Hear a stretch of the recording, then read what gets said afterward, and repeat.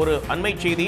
ஜூலை 11, 12ஆம் தேதிகளில் விமான கட்டணம் கிடுகிடுவென உயர்ந்திருக்கிறது. வரும் வெள்ளிக்கிழமை மற்றும் வார இறுதி நாட்களான சனி, ஞாயிற்றுக்கிழமை விமான கட்டணம் கிடுகிடுவென உயர்ந்திருக்கிறது.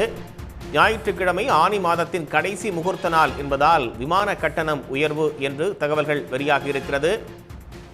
வார இறுதி நாட்களில் பொதுமக்கள் பல்வேறு இடங்களுக்கு செல்வதற்காகவும் முகூர்த்த நாட்கள் வருவதால் சுபமுகூர்த்த தினங்களுக்கு மக்கள் கூட்டம் அலைமோதக்கூடிய ஒரு சூழல்ல விமான கட்டணம் என்பது பன்மடங்கு உயர்ந்திருக்கிறது. 11, 12ஆம் தேதிகளில் விமான கட்டணம் என்பது உயர்ந்திருக்கிறது. அதே போல ரயில்களிலும் அதிகமான டிக்கெட்டுகள் முன்பதிவு செய்யப்பட்டிருக்கிறது. மதுரை, கோவைக்கு சிறப்பு ரயில்கள் இயக்க வேண்டும் என்ற கோரிக்கை என்பது பயணிகள் மத்தியில் முன்வைக்கப்பட்டிருக்கிறது. நம்மோடு ரயில் பயணிகள் சங்கத்தின் திரு பாண்டியராஜன் அவர்கள் இணைந்திருக்கிறார். வணக்கம் சார். வணக்கம். வணக்கம். உங்க தரப்புல இருந்து என்ன கோரிக்கையை வைக்கிறீங்க?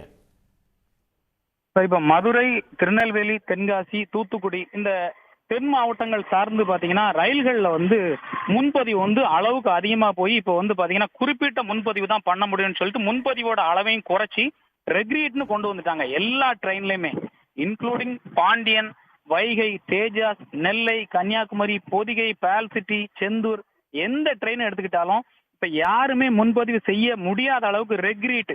ஒரு எம்பி, ஒரு பாராளுமன்ற உறுப்பினர் இப்ப முன்பதிவு பண்ணி EQ கொடுத்து போகணும்னா கூட அந்த பாராளுமன்ற உறுப்பினரா கூட முடியாத அளவுக்கு இந்த முன்பதிவு இப்ப முடக்கப்பட்டு விட்டது. டோட்டலா முடக்கம் அப்படின்னு சொல்லும் போது பாத்தீங்கன்னா இந்த கூடுதல் ரயில்கள் இயக்காததுதான் இதுக்கு காரணம்.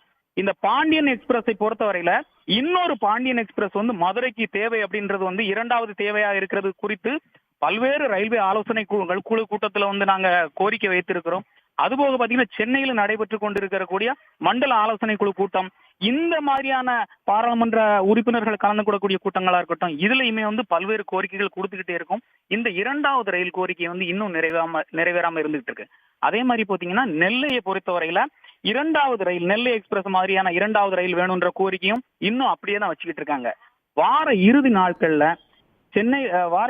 வெள்ளிக்கிழமை சென்னையில இருந்து வர்றதுக்காக இருக்கட்டும், விடுமுறை முடிந்து தென் மாவட்டங்களிலிருந்து சென்னை செல்வதற்காக இருக்கட்டும், அந்த 60 நாட்களுக்கு முன்கூட்டியே அந்த முன்பதிவு அந்த ஸ்டார்ட் ஆகும்.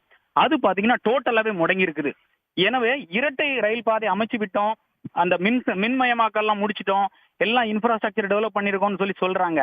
ஆனா ரயில் முனையங்களை மேம்படுத்தி போதுமான ரயில் பெட்டிகளை ஐசிஎஃப்டம் இருந்து இவங்க தெற்கு ரயில்வே வாங்கணும்.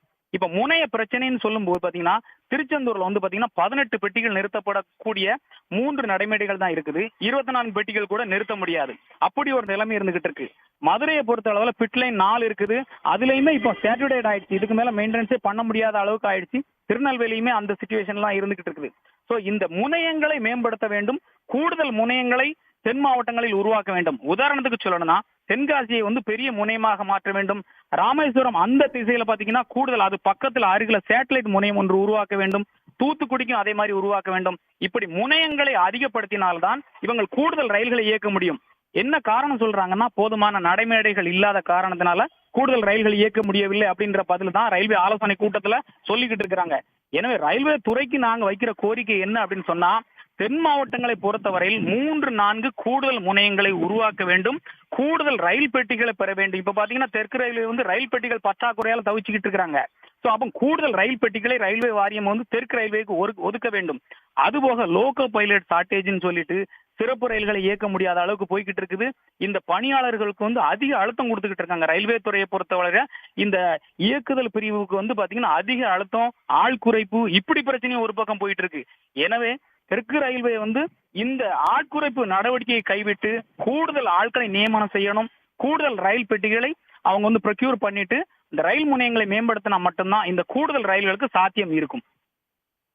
தென் மாவட்டங்களில் கூடுதல் முனையங்களை ஏற்படுத்தி மேலும் பல கூடுதலான ரயில்களை இயக்க வேண்டும் அப்படின்ற கோரிக்கை முன்வைச்சிருக்கீங்க. நன்றி சார், இணைந்து உங்களுடைய கருத்துக்களை பகிர்ந்தமைக்காக. உடனுக்குடன் செய்திகளை தெரிந்து கொள்ள சன் நியூஸ் பெல் ஐகானை கிளிக் பண்ணுங்க.